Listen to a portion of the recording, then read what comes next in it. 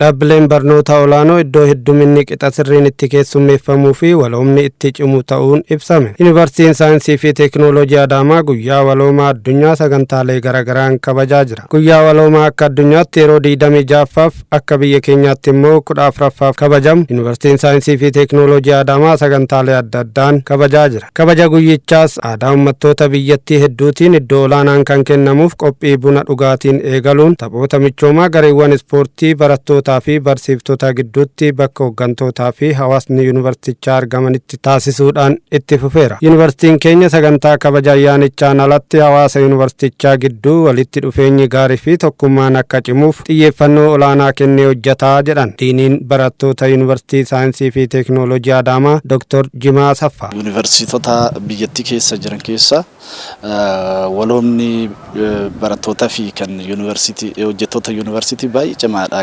akka biyyaatittu iyyuu kun piroogiraama yookaan sagantoota garaagaraa qopheessuudhaan walitti dhufeenya barattootaa fi barsiistota jidduu jiru akkasumas bulchiinsota yuunivarsiitii fi barattoota jidduu jiru yeroo ayyaanas ta'e yeroo sagantaa garaagaraa qopheessuudhaan strong kan ta'e boondii jira jechuudha. Rakkooleen osoo hin uumamin hambisuu fi yoo uumamanis aadaan mariin furuu caalatti gabbateeras jedhan. Kunis immoo wantoota jiran hundaayyuu wajjin marii fi walitti dhufeenya wajjin mari'achuudhaan wantoonni rakkoon tokkos uumame taanaan odoon uumamin wajjin dubbachuudhaan haala furuu haala isa guddaarra geenye jirra jechuudha. Kunis amma kan dhufe kuni duraanillee itti hojjechaa jirra kan sagantoon ammaa kunillee immoo isuma kan jajjabeessu jechuudha. Xiyyeeffannoo hooggansi yuunivarsiitichaa kabaja ayyaana waloomaaf kennee fi hojii tokkummaa hawaasa yuunivarsiitichaa cimsuu raawwatameef galateeffachuun kanumaanis akka itti fufu dhaamaniiru Dr. Jimaan. Pireezidaantii irraa qabee steeppii isaatiin hunduyyuu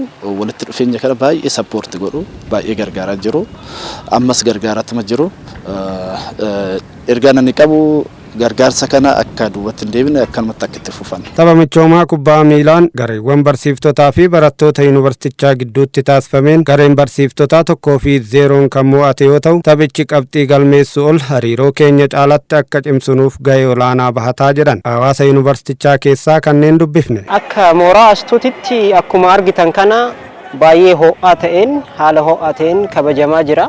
Kaleerraa kaasee har'allee akkuma argitan kana garee hojjettoota yuunivarsiitii mooraa astuutii fi gareen barattoota mooraa astuudha dorgommii kubbaa miilaa gochuudhaan baay'ee sagantaa ho'aa dabarsinee reefu xumuraa turre kubbaa miilaarraa jechuudha.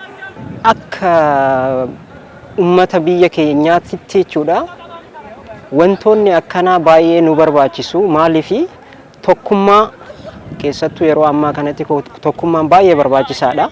Sabaaf sablammii hundi isaaniitu tokko ta'uun nu barbaachisa. Haala qajeelfama mootummaallee akkasumatti cimsuudhaan waloomaan akka hojjennu baay'ee murteessaadha jedhee yaada. ደስ የሚል ነገር አለ ግቢው ማህበረሰብ አብሮነት አሁን ለምሳሌ ተማሪ ህብረት ላይ ከግቢው ማህበረሰብ አሁን በምሳሌ ስናነሳ የካፌ ሰራተኞችን የተለያዩ ስራ እንትኖችን ተማሪዎች በመሰብሰብ የነሱን ስራ ድርሻ በማገዝ ሁለት ቀንም ሆነ አንድ ቀን ይሄ ኖርማሊ የግቢውን አብሮነት የሚያሳይ ነው።